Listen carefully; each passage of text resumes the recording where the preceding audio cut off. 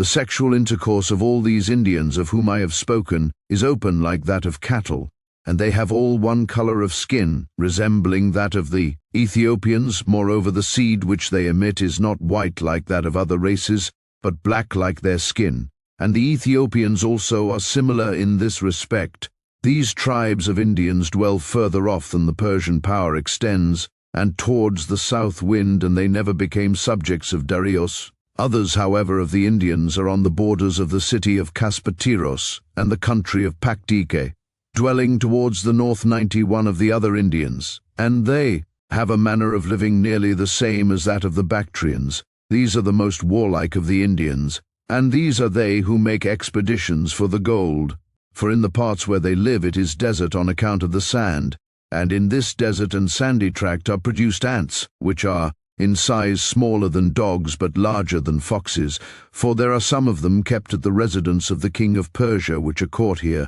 These ants then make their dwelling underground and carry up the sand just in the same manner as the ants found in the land of the Hellenes, which they themselves also very much resemble in form.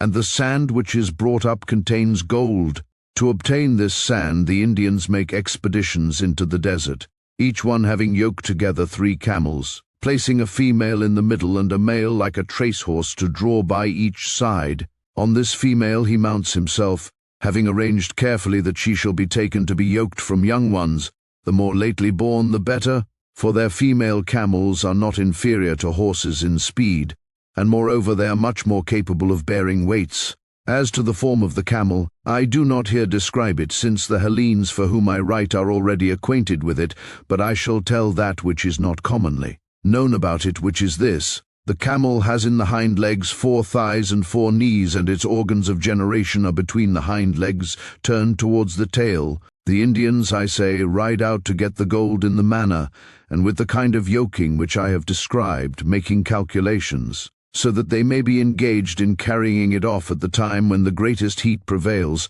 for the heat causes the ants to disappear underground. Now among these nations the sun is hottest in the morning hours, not at midday as with others, but from sunrise to the time of closing the market, and during this time it produces much greater heat than at midday in Hellas, so that it is said that then they drench themselves with water. Midday, however, has about equal degree of heat with the Indians as with other men, while after midday their sun becomes like the morning sun with other men.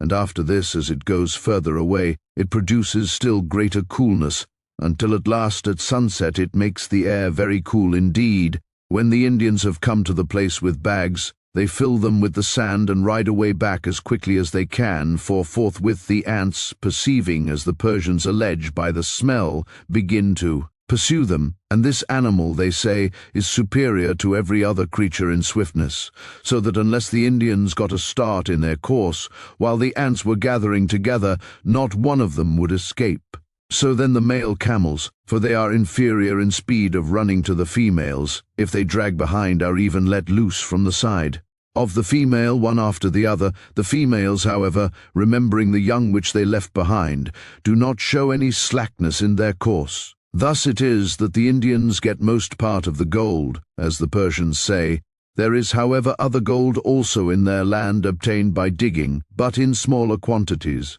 It seems indeed that the extremities of the inhabited world had allotted to them by nature the fairest things, just as it was the lot of Hellas to have its seasons far more fairly tempered than other lands. For first, India is the most distant of inhabited lands towards the east, as I have said a little above, and in this land not only the animals, birds as well as 4-footed beasts, are much larger than in other places except the horses, which are surpassed by those of Media called Nessian, but also there is gold in abundance there, some got by digging, some brought down by rivers, and some carried off as I explained just now. And there also the trees which grow wild produce wool which surpasses in beauty and excellence that from sheep, and the Indians wear clothing obtained from these trees. Then again, Arabia is the furthest of inhabited lands in the direction of the midday, and in it alone of all lands grow frankincense and myrrh and cassia and cinnamon and gum mastiche. All these except myrrh are got with difficulty by the Arabians. Frankincense they collect by burning the storax which is brought thence to the Hellenes by the Phoenicians. By burning this, I say, so as to produce smoke they take it, For these trees which produce frankincense are guarded by winged serpents, small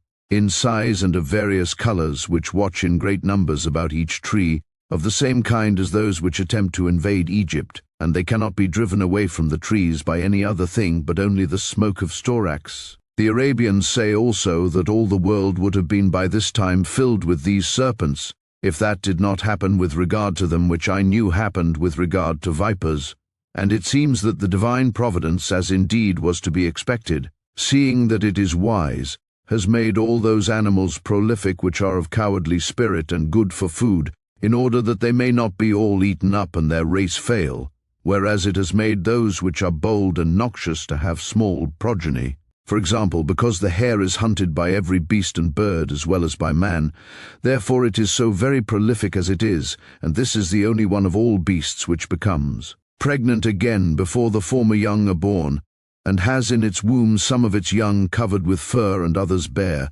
and while one is just being shaped in the matrix, another is being conceived. Thus it is in this case, whereas the lioness, which is the strongest and most courageous of creatures, produces one cub once only in her life. For when she produces young, she casts out her womb together with her young, and the cause of it is this: when the cub being within, the mother begins to move about, then having claws by far sharper than those of any other beast, he tears the womb, and as he grows larger, he proceeds much further in his scratching. At last the time of birth approaches, and there is now nothing at all left of it in a sound condition. Just so also, if vipers and the winged serpents of the Arabians were produced in the ordinary course of their nature, man would not be able to live upon the earth, but as it is, when they couple with one another, and the male is in the act of generation, as he lets go from him the seed, the female seizes hold of his neck,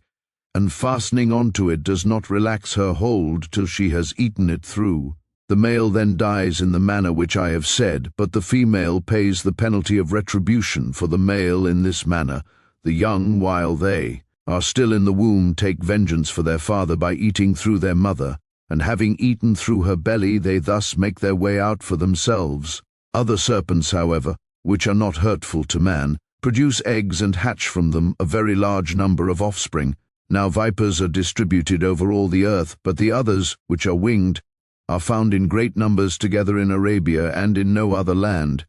Therefore it is that they appear to be numerous. This frankincense then is obtained thus by the Arabians, and cassia is obtained as follows. They bind up in cow's hide and other kinds of skins all their body and their face except only the eyes, and then go to get the cassia. This grows in a pool not very deep,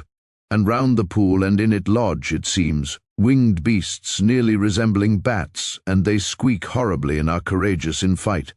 These they must keep off from their eyes, and so cut the cassia. Cinnamon they collect in a yet more marvelous manner than this, for where it grows and what land produces it they are not able to tell, except only that some say, and it is a probable account, that it grows in those regions where Dionysos was brought up. And they say that large birds carry those dried sticks which we have learnt from the Phoenicians to call cinnamon, carry them, I say, to nests which are made of clay and stuck on to precipitous sides of mountains which man can find no means of scaling. With regard to this then the Arabians practice the following contrivance. They divide up the limbs of the oxen and asses that die and of their other beasts of burden into pieces as large as convenient, and convey them to these places. And when they have laid them down, not far from the nests, they withdraw to a distance from them, and the birds fly down and carry the limbs of the beasts of burden off to their nests, and these are not able to bear them, but break down and fall to the earth, and the men come up to them and collect the cinnamon. Thus cinnamon is collected and comes from this nation to the other countries of the world. Gum-mastish, however, which the Arabians call ladenon, comes in a still more extraordinary manner. For though it is the most sweet-scented of all things, it comes in the most evil-scented thing, since it is found in the beards of he-goats produced there like resin from wood. This is of use for the making of many perfumes, and the Arabians use it more than anything else as incense. Let what we have said suffice with regard to spices, and from the land of Arabia there blows a scent of them most marvelously sweet. They have also 2 kinds of sheep which are worthy of admiration and are not found in any other land. The one kind has the tail long, not less than 3 cubits in length, and if one should allow these to drag these after them, they would have sores from their tails being worn away against the ground. But as it is, every one of the shepherds knows enough of carpentering to make little cars, which they tie under the tails, fastening the tail of each animal to a separate little car. The other kind of sheep has the tail broad, even as much as a cubit in breadth. As one passes beyond the place of the midday, the Ethiopian land is that which extends furthest of all inhabited lands towards the sunset. This produces both gold in abundance and huge elephants and trees of all kinds growing wild and ebony, and men who are of all men the tallest, the most beautiful and the most long-lived. These are the extremities in Asia and in Libya. But as to the extremities of Europe towards the west, I am not able to speak with certainty, for neither do I accept the tale that there is a river called in barbarian tongue Eridanos, flowing into the sea which lies towards the north wind, whence it is said that amber comes, nor do I know of the real existence of tin islands from which tin comes to us. For first, the name Eridanos itself declares that it is Hellenic, and that it does not belong to a barbarian speech, but was invented by some poet. And secondly, I am not able to hear from anyone who has been an eyewitness, though I took pains to discover this, that there is a sea on the other side of Europe. However that may be, tin and amber certainly come to us from the extremity of Europe. Then again, towards the north of Europe, there is evidently a quantity of gold by far larger than in any other land. As to how it is got here, again I am not able to say for certain, but it is said to be carried off from the Griffins by Arimaspians, a one-eyed race of men. But I do not believe this tale either, that nature produces one-eyed men which in all other respects are like other men. However, it would seem that the extremities which bound the rest of the world on every side and enclose it in the midst, possess the things which by us are thought to be the most beautiful and the most rare. Now there is a plain in Asia bounded by mountains on all sides, and through the mountains there are 5 clefts. This plain belonged once to the Chorasmians, and it lies on the borders of the Chorasmians themselves, the Hyrcanians, Parthians, Sarangians, and Thamanaeans. But from the time that the Persians began to bear rule, it belongs to the king. From this enclosing mountain of which I speak there flows a great river, and its name is Aix. This formerly watered the lands of these nations which have been mentioned, being divided into 5 streams and conducted through a separate cleft in the mountains to each separate nation. But from the time that they have come to be under the Persians, they have suffered as follows. The king built up the clefts in the mountains and set gates at each cleft, and so, since the water has been shut off from its outlet, the plain within the mountains is made into a sea, because the river runs into it and has no way out in any direction. Those, therefore, who in former times had been wont to make use of the water, not being able now to make use of it, are in great trouble, for during the winter they have rain from heaven, as also other men have. But in the summer they desire to use the water when they sow millet and sesame seed. So then, the water not being granted to them, they come to the Persians, both themselves and their wives, and standing at the gates of the king, escort they cry and howl, and the king orders that for those who need it most, the gates which lead to their land shall be opened. And when their land has become satiated with drinking in the water, these gates are closed, and he orders the gates to be opened for others, that is to say, those most needing it of the rest who remain, and as I have heard, he exacts large sums of money for opening them, besides the regular tribute. Thus it is with these matters. But of the 7 men who had risen against the Magian, it happened to one, namely Intaphrines, to be put to death immediately after their insurrection for an outrage which I shall relate. He desired to enter into the king's palace and confer with the king, for the law was in fact so, that those who had risen up against the Magian were permitted to go into the king's presence without anyone to announce them, unless the king happened to be lying with his wife. Accordingly, Intaphrines did not think it fit that anyone should announce his coming, but as he was one of the 7, he desired to enter. The gatekeeper, however, and the bearer of messages endeavored to prevent him, saying that the king was lying with his wife, but Intaphrines, believing that they were not speaking the truth, drew his sword and cut off their ears and their noses, and stringing these upon his horse's bridle, he tied them round their necks, and so let them go. Upon this they showed themselves to the king, and told the cause for which they had suffered this, and Darius, fearing that the 6 might have done this, by common design, sent for each one separately, and made trial of his inclinations as to whether he approved of that which had been done, and when. He was fully assured that Intaphrines had not done this in combination with them. He took both Intaphrines himself and his sons and all his kinsmen, being much disposed to believe that he was plotting insurrection against him with the help of his relations, and having seized them he put them in bonds as for execution. Then the wife of Intaphrines, coming constantly to the doors of the king's court, wept and bewailed herself, and by doing this continually after the same manner she moved Darius to pity her. Accordingly he sent a messenger and said to her, "Woman, King Darius grants to thee to save from death one of thy kinsmen who are lying in bonds, whomsoever thou desirest of them all." She then, having considered with herself, answered thus, "If in truth the king grants me the life of one, I choose of them all my brother." Darius, being informed of this, and marvelling at her speech, sent and addressed her thus, "Woman, the king asks thee what was in thy mind, that thou didst leave thy husband and thy children to die, and didst choose thy brother to survive, seeing that he is surely less near to thee in blood than thy children, and less dear to thee than thy husband." She made answer, "O king, I might, if heaven willed, have another husband and other children, if I should lose these, but another brother I could by no means have, seeing that my father and my mother are no longer alive. This was in my mind when I said those words." To Darius then it seemed that the woman had spoken well, and he let go not only him for whose life she asked, but also the eldest of her sons, because he was pleased with her, but all the others he slew. One therefore of the 7 had perished immediately in the manner which has been related. Now about the time of the sickness of Cambyses it had come to pass as follows.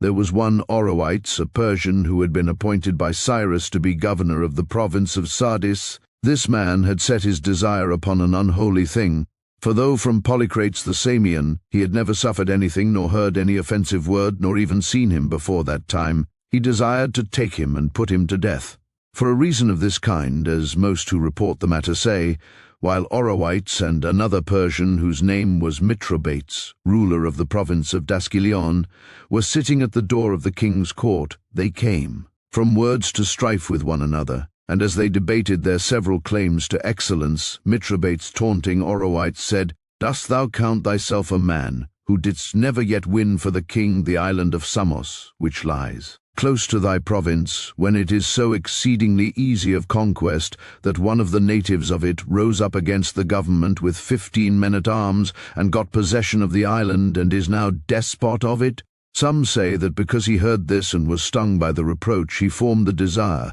not so much to take vengeance on him who said this, as to bring Polycrates to destruction at all costs, since by reason of him he was ill spoken of. The lesser number, however, of those who tell the tale say that Herodotus sent a herald to Samos to ask for something or other, but what it was is not mentioned.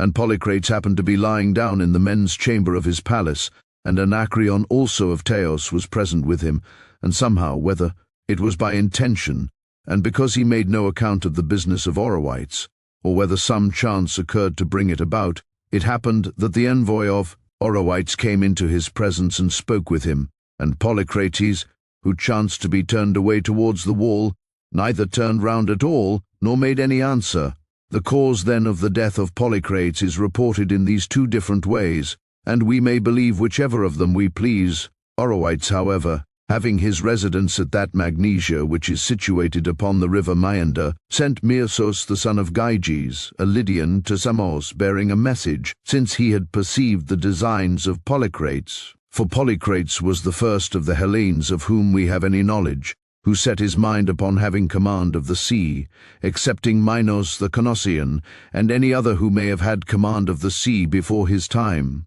Of that which we call mortal race Polycrates was the first, and he had great expectation of becoming ruler of Ionia and of the islands. Herodotus accordingly, having perceived that he had this design, sent a message to him and said thus. Herodotus to Polycrates saith as follows, "I hear that thou art making plans to get great power, and that thou hast not wealth according to thy high thoughts. Now therefore, if thou shalt do as I shall say, thou wilt do well for thyself on the one hand, and also save me from destruction, for King Cambyses is planning death for me, and this is reported to me so that I cannot doubt it. Do thou then carry away out of danger both myself and with me my wealth, and of this keep a part for thyself, and a part let me keep, and then so far as wealth may bring it about, thou shalt be ruler of all Hellas. And if thou dost not believe that which I say about the money, send someone, whosoever happens to be most trusted by thee, and to him I will show it.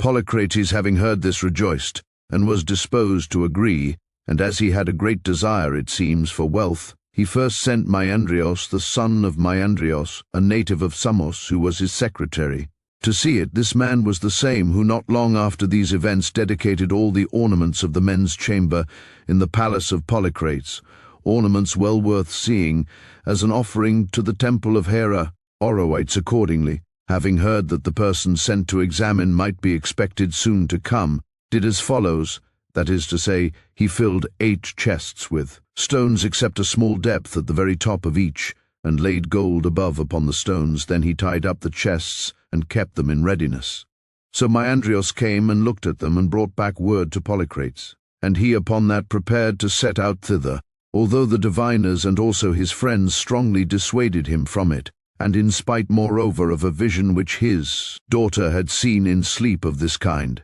It seemed to her that her father was raised up on high, and was bathed by Zeus and anointed by the sun. Having seen this vision, she used every kind of endeavor to dissuade Polycrates from leaving his land to go to Oroites, and besides that, as he was going to his 50-oared galley, she accompanied his departure with prophetic words, and he threatened her that if he should return safe, she should remain unmarried for long. But she prayed that this might come to pass, for she desired rather, she said, to be unmarried for long than to be an orphan, having lost her father. Polycrates, however, neglected every counsel and set sail to go to Oroites, taking with him, besides many others of his friends, Democritus also, the son of Caliphon, a man of Croton, who was a physician, and practiced his art better than any other man of his time. Then when he arrived at Magnesia, Polycrates was miserably put to death in a manner unworthy both of himself and of his high ambition. For excepting those who become despots of the Syracusans,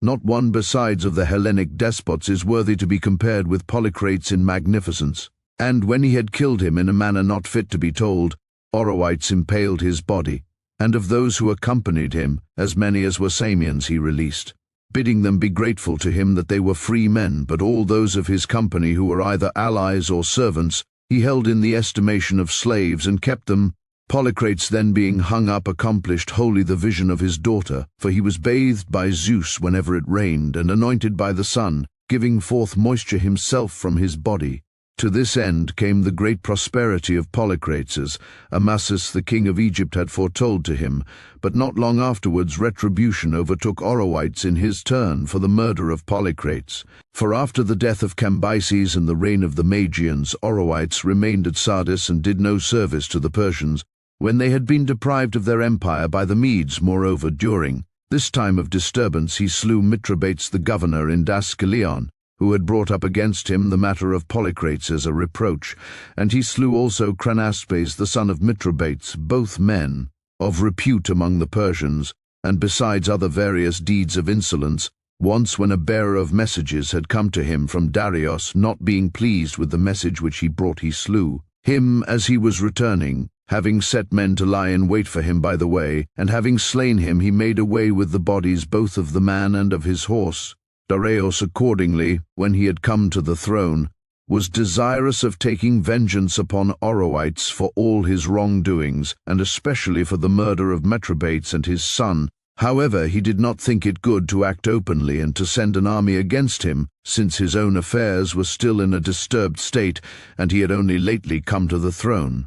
While he heard that the strength of Oroites was great, seeing that he had a bodyguard of 1,000 Persian spearmen, and was in possession of the divisions of Phrygia and Lydia and Ionia. Therefore Darius contrived as follows. Having called together those of the Persians who were of most repute, he said to them, Persians, which of you all will undertake to perform this matter for me with wisdom, and not by force or with tumult? for where wisdom is wanted, there is no need of force. Which of you, I say, will either bring Orowites alive to me or slay him? For he never yet did any service to the Persians, and on the other hand he has done to them great evil. First he destroyed 2 of us, Mithridates and his son. Then he slays the men who go to summon him, sent by me, displaying insolence not to be endured. Before therefore he shall accomplish any other evil against the Persians, we must check his course by death. Thus Darius asked, and 30 men undertook the matter, each one separately desiring to do it himself.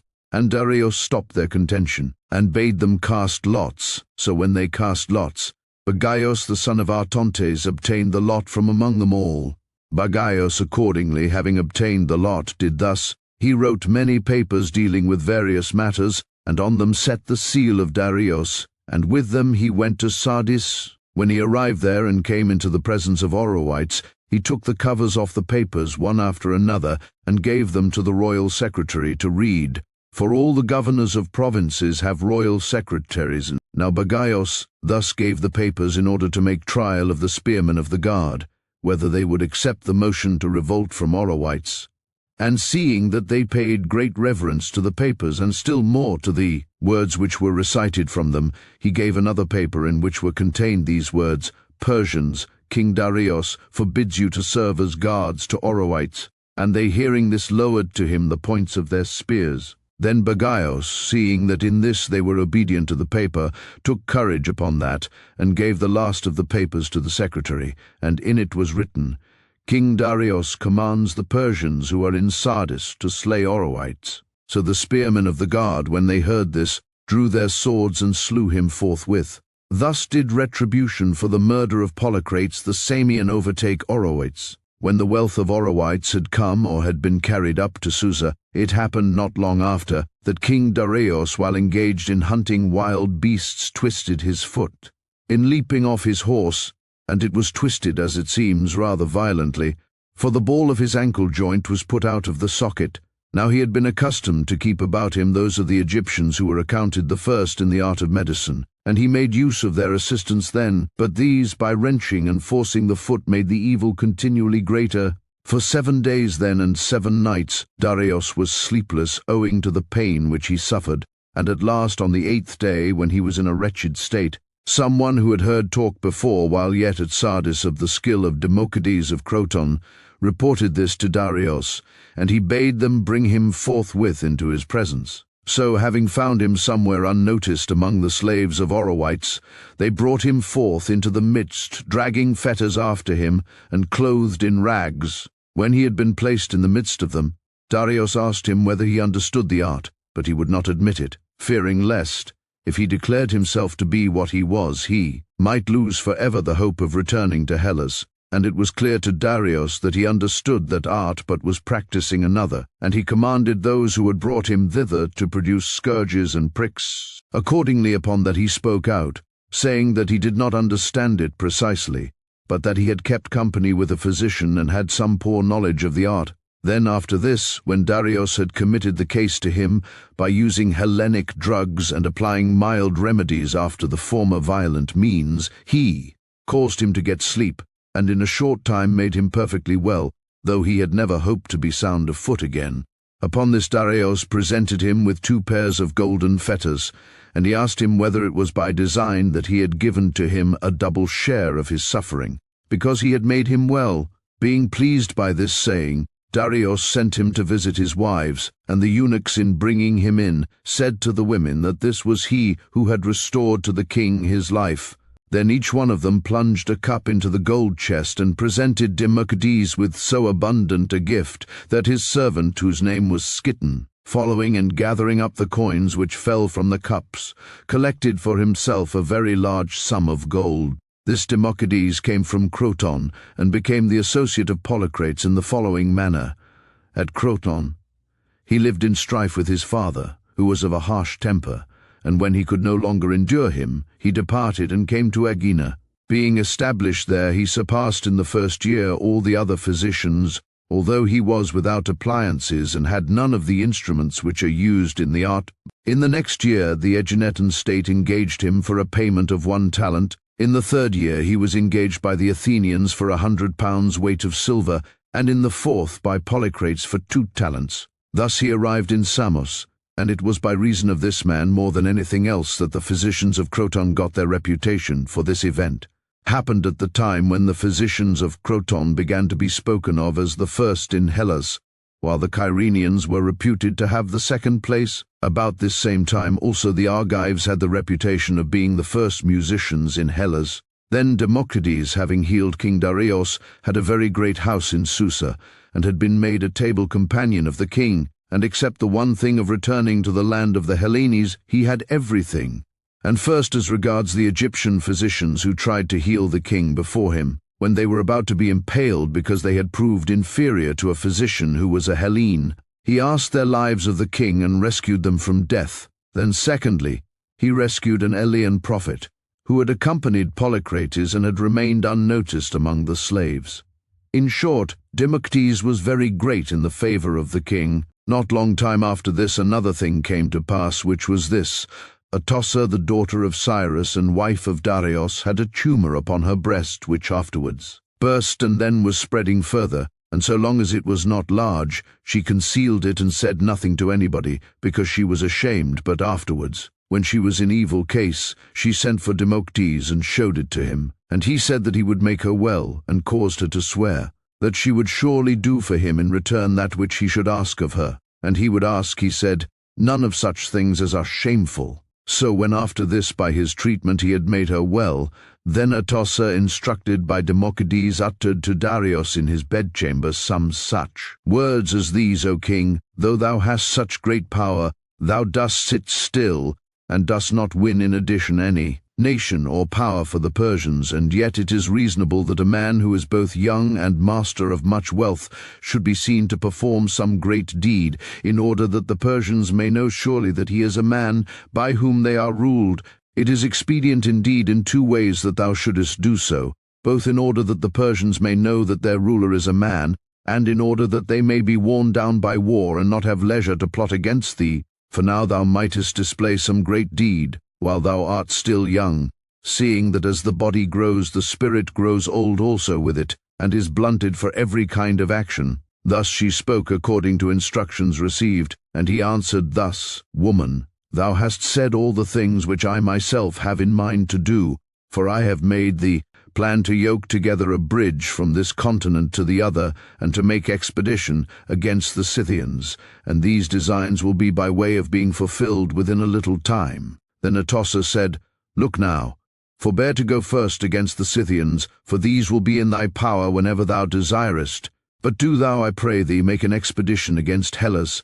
for I am desirous to have Lacedaemonian women and Argive and Athenian, and Corinthian for attendants, because I hear of them by report, and thou hast the man who of all men is most fitted to show thee all things which relate to Hellas and to be thy guide, that man, I mean, who healed thy foot. Darius made answer, Woman, since it seems good to thee that we should first make trial of Hellas, I think it better to send first to them men of the Persians together with him of whom thou speakest, to make investigation, that when these have learnt and seen, they may report each several thing to us, and then I shall go to attack them with full knowledge of all. Thus he said, and he proceeded to do the deed as he spoke the word, for as soon as day dawned, he summoned 15 Persians, men of repute, and bade them pass through the coasts of Hellas in company with Democritus, and take care not to let Democritus escape from them, but bring him back at all costs. Having thus commanded them, next he summoned Democritus himself, and asked him to act as a guide for the whole of Hellas, and show it to the Persians, and then return back. And he bade him take all his movable goods and carry them as gifts to his father and his brothers, saying that he would give him in their place many times as much. And besides this, he said, he would contribute to the gifts a merchant ship filled with all manner of goods, which should sail with him. Darius, as it seems to me, promised him these things with no crafty design, but Democritus was afraid that Darius was making trial of him, and did not make haste to accept all that was offered, but said that he would leave his own things where they were, so that he might have them when he came back. He said, however, that he accepted the merchant ship which Darius promised him for the presents to his brothers. Darius then, having thus given command to him also, sent them away to the sea. So these, when they had gone down to Phoenicia, and in Phoenicia to the city of Sidon, forthwith manned 2 triremes, and besides them, they also filled a large ship of burden with all manner of goods. Then, when they had made all things ready, they set sail for Hellas, and touching at various places, they saw the coast regions of it, and wrote down a description, until at last, when they had seen the greater number of the famous places, they came to Taurus in Italy. There, from complaisance to Democedes Aristophilides, the king of the Tarentines, unfastened and removed the steering oars of the Median ships, and also confined the Persians in prison, because, as he alleged, they came as spies. While they were being thus dealt with, Democedes went away and reached Croton, and when he had now reached his own native place, Aristophilides set the Persians free and gave back to them those parts of their ships which he had taken away. The Persians then, sailing thence and pursuing Democedes, reached Croton, and finding him in the marketplace, they laid hands upon him, and some of the men of Croton, fearing the Persian power, were willing to let him go, but others took hold of him and struck with their staves at the Persians, who pleaded for themselves in these words: Men of Croton, take care what ye are about. Ye are rescuing a man who was a slave of King Darius, and who ran away from him. How, think you, will King Darius be content to receive such an insult? And how shall this which ye do be well for you, if ye take him away from us? Against what city, think you, shall we make expeditions sooner than against this, and what city before this shall we endeavor to reduce to slavery? Thus saying, they did not, however, persuade the men of Croton, but having had Democedes rescued from them, and the ship of burden which they were bringing with them taken away, they set sail to go back to Asia, and did not endeavor to visit any more parts of Hellas, or to find out about them, being now deprived of their guide. This much, however, Democedes gave them as a charge when they were putting forth to sea, bidding them say to Darius that Democedes was betrothed to the daughter of Milon. For the wrestler Milon had a great name at the king's court, and I suppose that Democedes was urgent for this marriage, spending much money to further it, in order that Darius might see that he was held in honor also in his own country. The Persians, however, after they had put out from Croton, were cast away with their ships in Iapygia, and as they were remaining there as slaves, Gylos, a Tarentine exile, rescued them and brought them back to King Darius. In return for this, Darius offered to give him whatsoever thing he should desire, and Gylos chose that he might have the power of returning to Taurus, narrating first the story of his misfortune, and in order that he might not disturb all Hellas, as would be the case if on his account a great armament should sail to invade Italy. He said it was enough for him that the men of Cnidos should be those who brought him back, without any others, because he supposed that by these, who were friends with the Tarentines, his return from exile would most easily be effected. Darius accordingly, having promised, proceeded to perform, for he sent a message to Cnidos and bade them bring back Gylos to Taurus. And the men of Cnidos obeyed Darius, but nevertheless they did not persuade the Tarentines, and they were not strong enough to apply force. Thus then it happened with regard to these things, and these were the first Persians who came from Asia to Hellas, and for the reason which has been mentioned, these were sent as spies. After this, King Darius took Samos before all other cities, whether of Hellenes or barbarians, and for a cause which was as follows: when Cambyses the son of Cyrus was marching upon Egypt,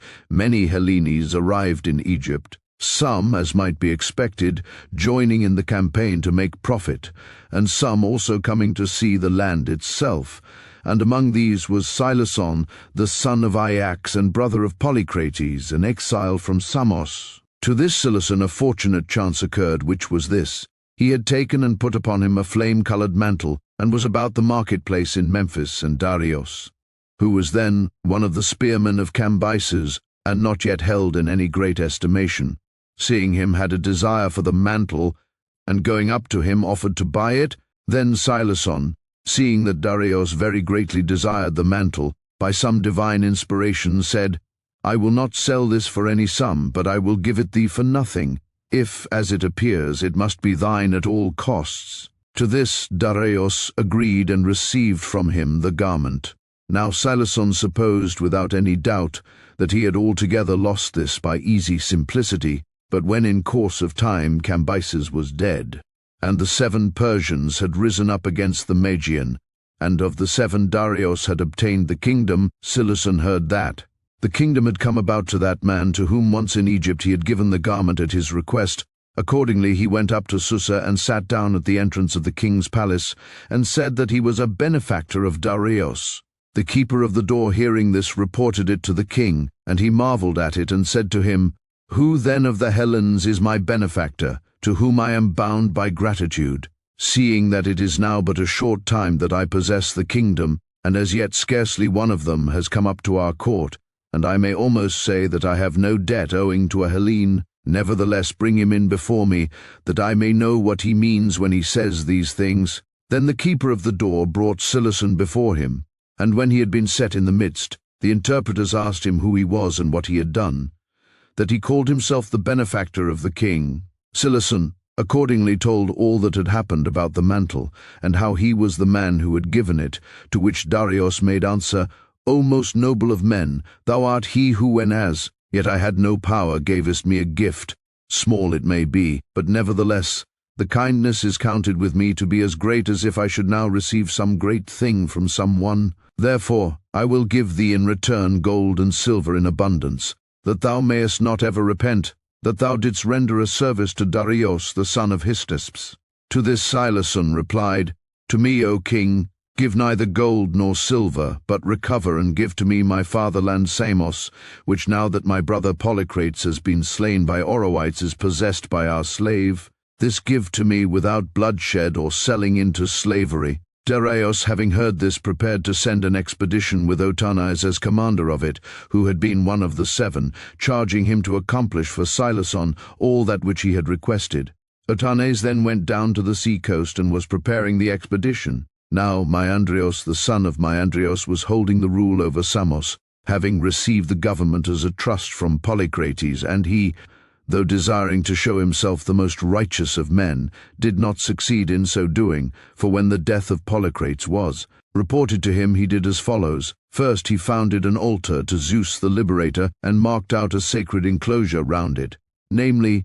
that which exists still in the suburb of the city. Then after he had done this, he gathered together an assembly of all the citizens and spoke these words, "To me, as ye know as well as I, has been entrusted the scepter of Polycrates and all his power, and now it is open to me to be your ruler. But that for the doing of which I find fault with my neighbor, I will myself refrain from doing so far as I may, for as I did not approve of Polycrates acting as master of men who were not inferior to himself, so neither do I approve of any other who does such things. Now Polycrates for his part fulfilled his own appointed destiny, and I now give the power into the hands of the people, and proclaim to you equality. These privileges, however, I think it right to have assigned to me, namely that from the wealth of Polycrates 6 talents should be taken out and given to me as a special gift, and, in addition to this, I choose for myself and for my descendants in succession the priesthood of Zeus the Liberator, to whom I myself founded a temple,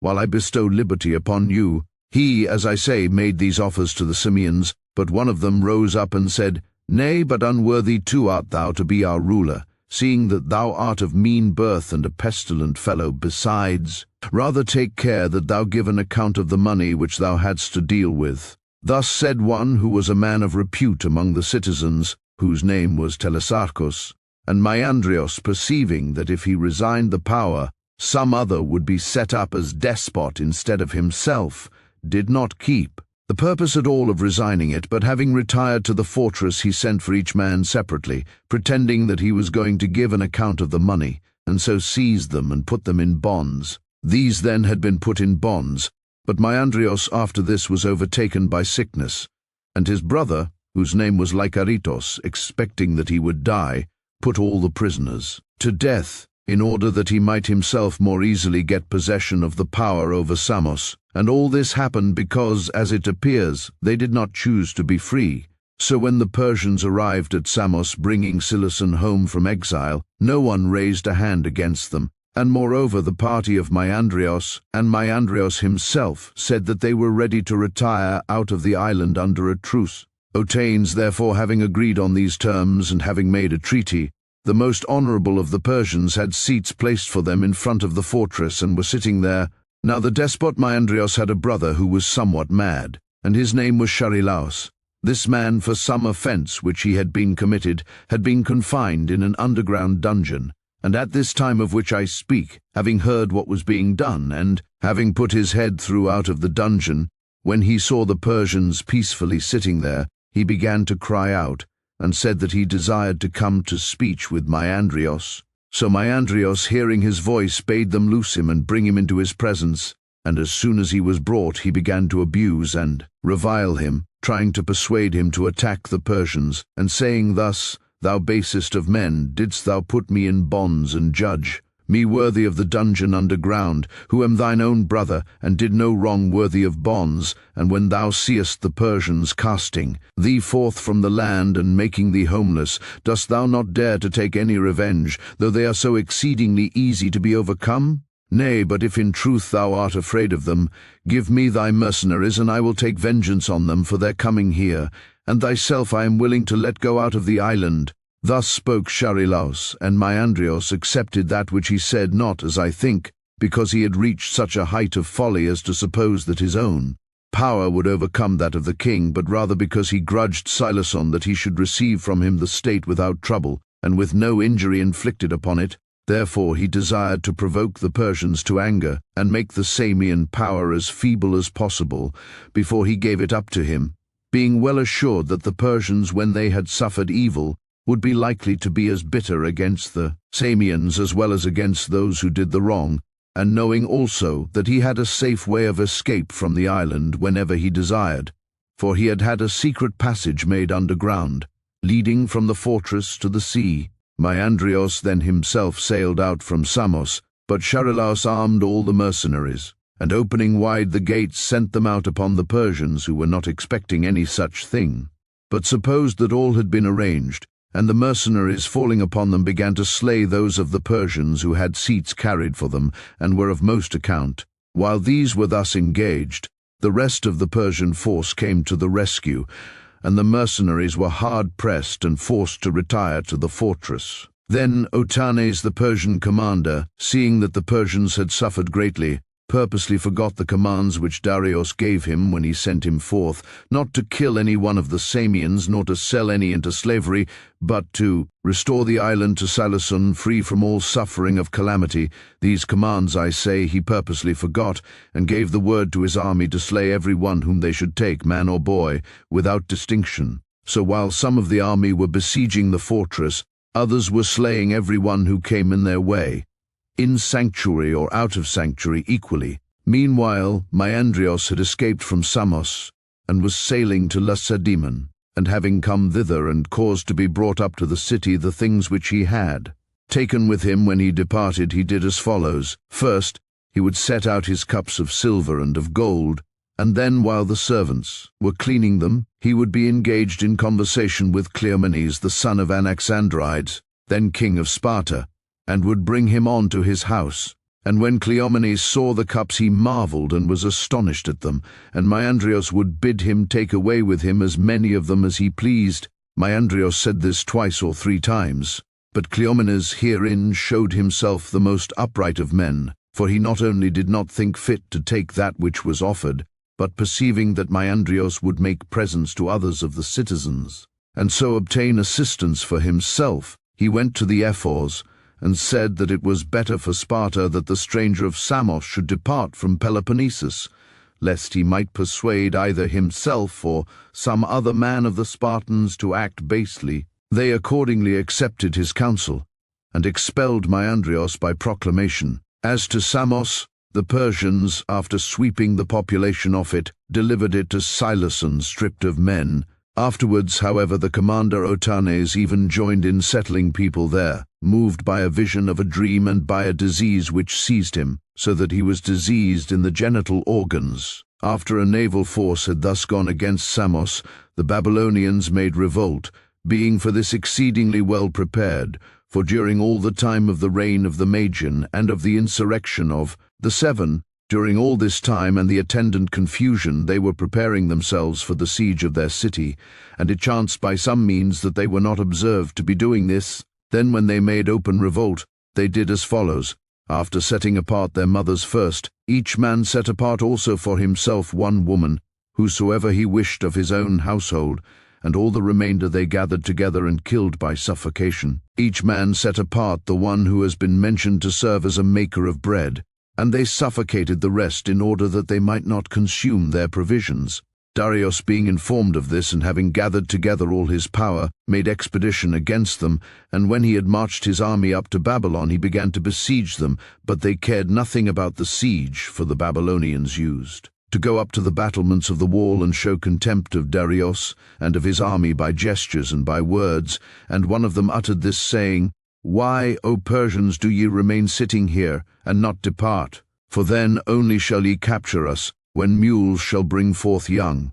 This was said by one of the Babylonians, not supposing that a mule would ever bring forth young. So when 1 year and 7 months had now passed by, Darius began to be vexed, and his whole army with him, not being able to conquer the Babylonians. And yet Darius had used against them every kind of device and every possible means, but not even so could he conquer them, though besides other devices. He had attempted it by that also with which Cyrus conquered them, but the Babylonians were terribly on their guard, and he was not able to conquer them. Then in the 20th month there happened to Zopyrus, the son of that Megabizos, who had been of the 7 men who slew the Magian. To this Zopyrus, I say, son of Megabizos, there happened a prodigy. One of the mules which served as bearers of provisions for him produced young, and when this was reported to him, and Zopyrus had himself seen the foal, because he did not believe the report, he charged those who had seen it not to tell that which had happened to anyone.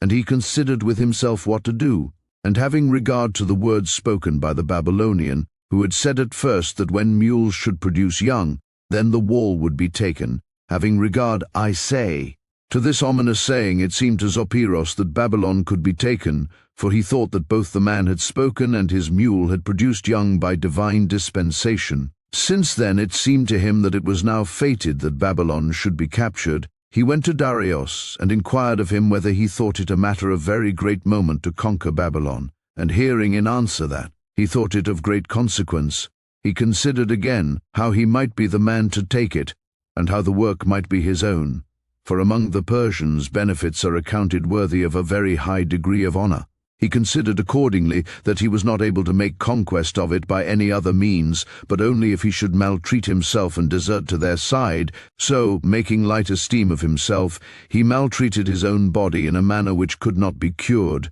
for he cut off his nose and his ears, and shaved his hair round in an unseemly way, and scourged himself, and so went into the presence of Darius. And Darius was exceedingly troubled when he saw the man of most repute with him thus maltreated, and leaping up from his seat, he cried aloud, and asked him who was the person who had maltreated him, and for what deed. He replied, "That man does not exist excepting thee, who has so great power as to bring me into this condition, and not any stranger. O king has done this, but I myself to myself, accounting it a very grievous thing that the Assyrians should make a mock of the Persians." He made answer, "Thou most reckless of men, thou didst set the fairest name to the foulest deed, when thou saidst that on account of those who are besieged, thou didst bring thyself into a condition which cannot be cured. How, O thou senseless one, will the enemies surrender to us more quickly, because thou hast maltreated thyself? Surely thou didst wander out of thy senses in thus destroying thyself."